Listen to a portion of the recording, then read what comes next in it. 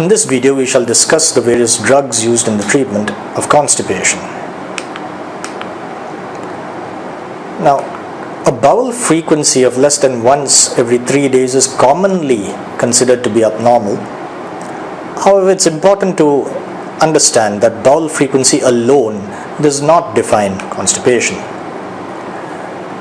There are various diagnostic criteria available to help us diagnose functional constipation, and one of the more widely used diagnostic criteria include the Rome-4 criteria.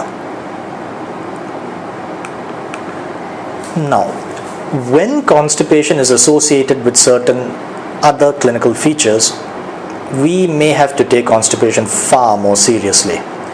In fact, we may need to have to do endoscopies to find out if there is some malignancy or any other sinister causes of constipation going on. These associated features are commonly called red flags, and they include, among other things, hematochezia, which may be defined as bright red blood per rectum, which may or may not be mixed with stools. Other red flags include iron deficiency anemia, the presence of occult fecal blood, unintended weight loss, a family history of carcinoma colon, and acute onset of constipation in an elderly adult. Constipation may also be associated with certain easily modifiable risk factors, like, for example, the administration of certain drugs to patients. Now, while there are many drugs that can cause constipation, some should be remembered more than others. Now, these include iron and calcium. Iron and calcium are commonly prescribed to pregnant ladies. Now, pregnancy is already a predisposing factor to the development of constipation due to the chronic raised intra-abdominal pressure. Now, on top of that, the lady is asked to take iron and calcium, which can further worsen the constipation.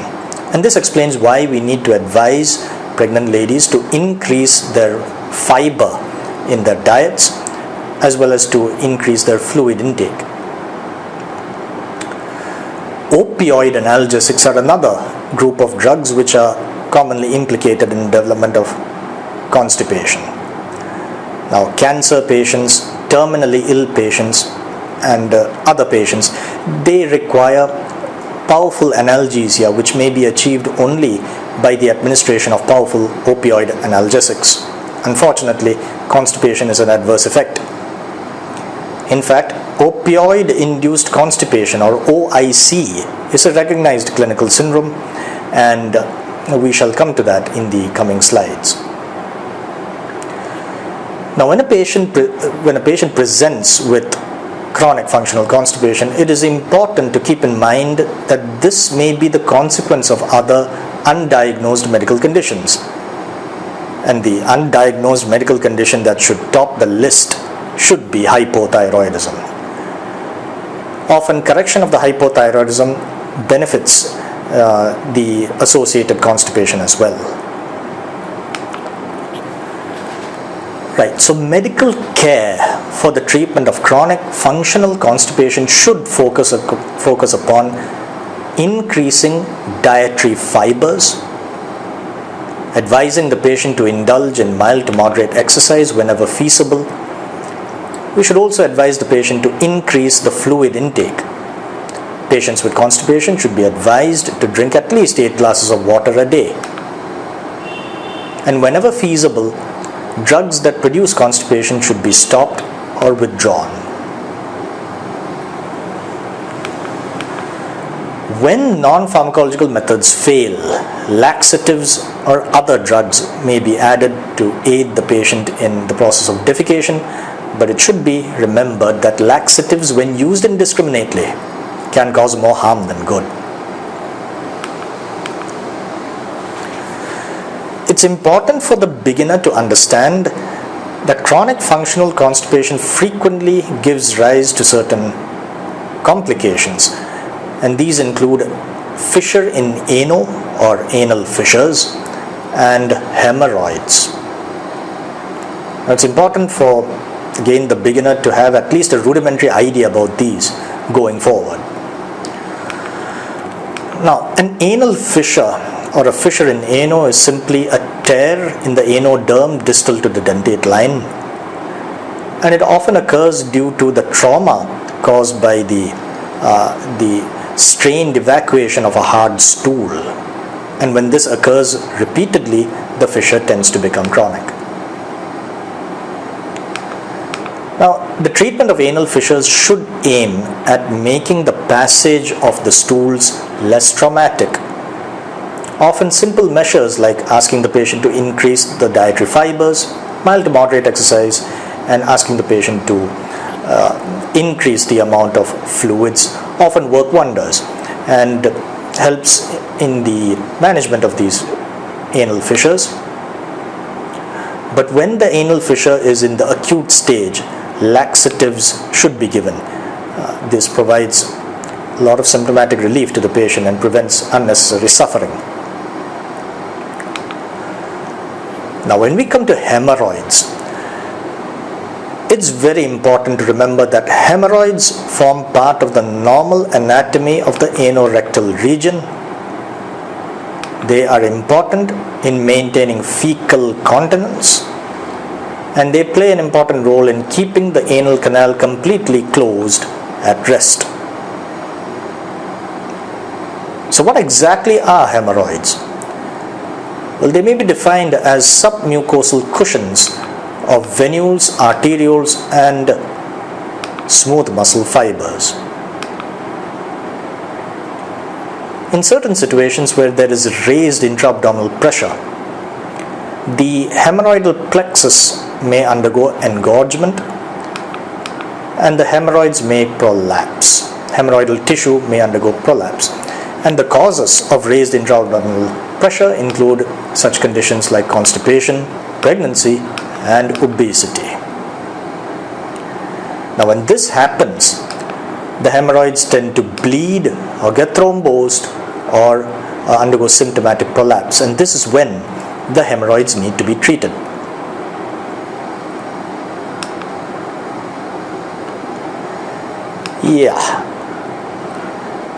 These days we don't resort to these kind of tactics.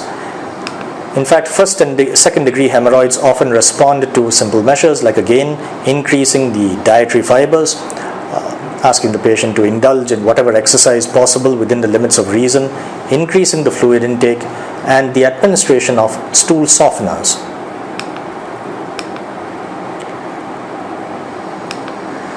Right. So, the drugs used in the management of chronic functional constipation include the laxatives, the secretory agents. These are a new class of drugs. They are not first line drugs but are useful when the first line drugs fail. There are drugs which are indicated for opioid induced constipation, and we shall see that in the coming slides. There are drugs available for post-operative ileus, and of course we have enemas and suppositories. Now let us go into the enemas and suppositories first, and then we will move on to the laxatives, secretory agents, and so on.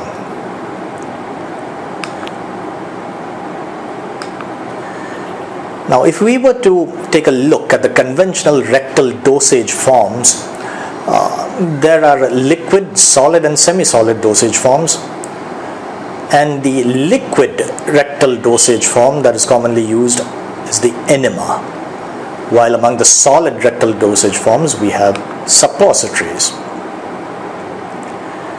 Now, an enema is the main liquid dosage form for rectal delivery, and they may contain drugs in solution, suspensions, or emulsions.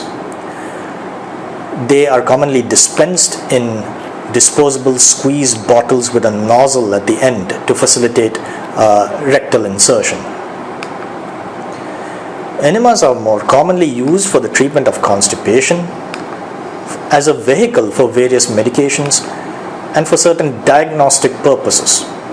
The indication that comes to mind is the barium enema. The most common use of an enema, of course, is the temporary relief of constipation. Now, enemas work in constipation because they help to break up hard masses of stool, they help to distend the rectum, and thereby they help to initiate the defecation reflex. Now, regarding suppositories, it's a common perception that suppositories are used only for rectal administration, but it should be remembered that suppositories are used for vaginal administration as well. In general, suppositories may be viewed as solid dosage forms containing drugs in a suitable base. So as such, suppositories may be lipophilic based suppositories or hydrophilic based suppositories. Lipophilic based suppositories melt at body temperature to release the drug into the body, and typically such suppositories are ideal for administration into the rectum.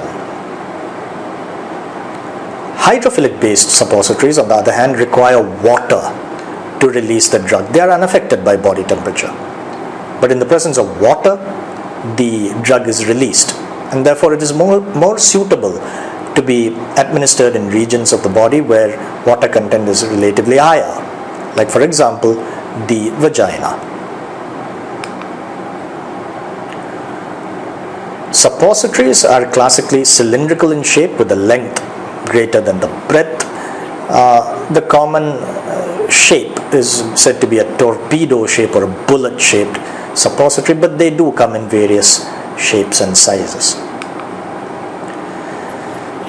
Now, it is important to understand that many laxatives are in fact administered in the form of enemas and suppositories.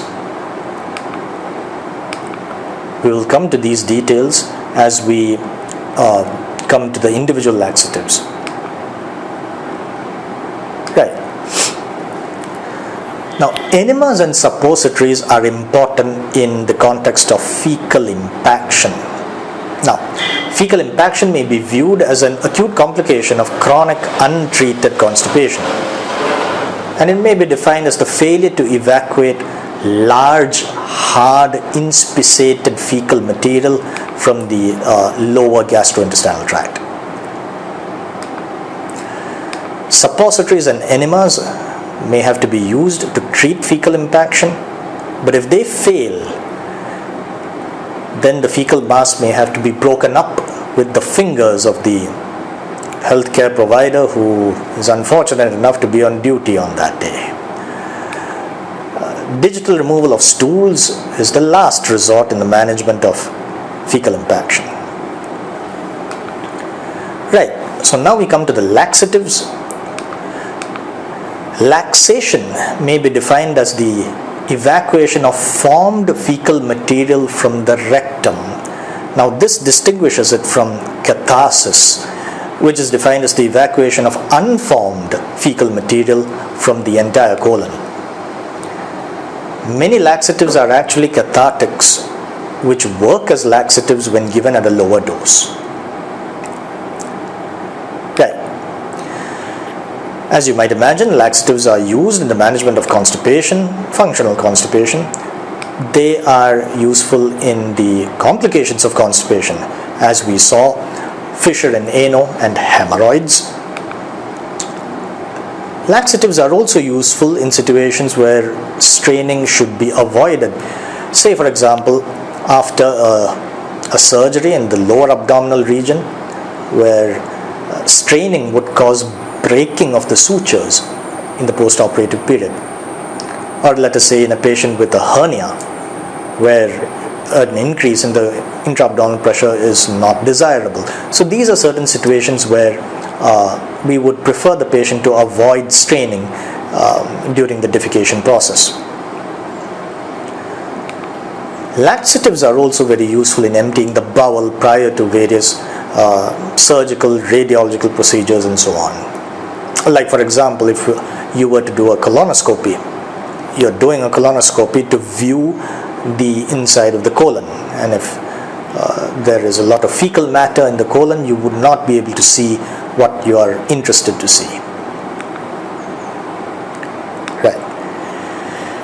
Right, so let's come to the classification of laxatives now. Broadly, laxatives may be classified into three. They include the luminally active agents, the stimulants or irritants, and the prokinetic agents.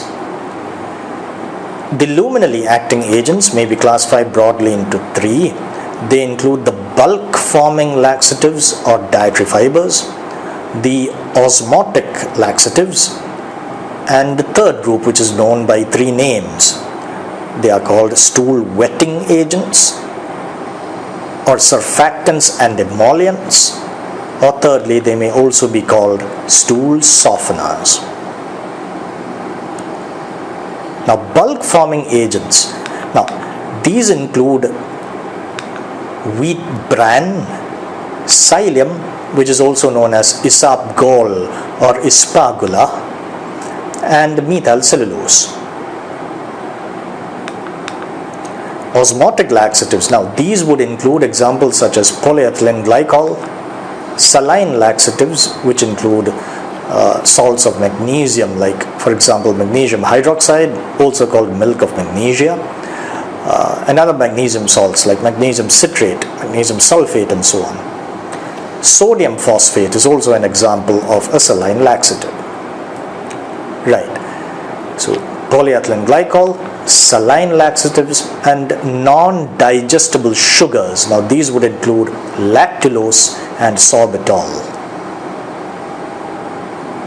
Right. Next we come to the stool wetting agents, also called surfactants and emollients, also called stool softeners.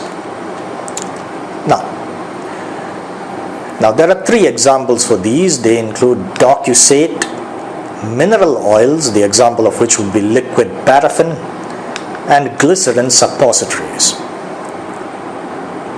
Right. We now come to the stimulants or the irritants. These may be classified broadly into three. They include the diphenyl methane derivatives, the anthraquinones, and the ricinoleic acid derivatives. The diphenyl methane derivatives would include bisacodyl and sodium picosulfate. The anthraquinones would include senna and cascara sagrada. The example for ricinoleic acid derivatives would be castor oil. Incidentally, ricinoleic acid is also the source of a poison called ricin. More about that later.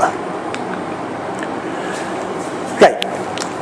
So prokinetics which are used for constipation include procalopride and secretory agents. Now these are newer agents. They are not first line drugs.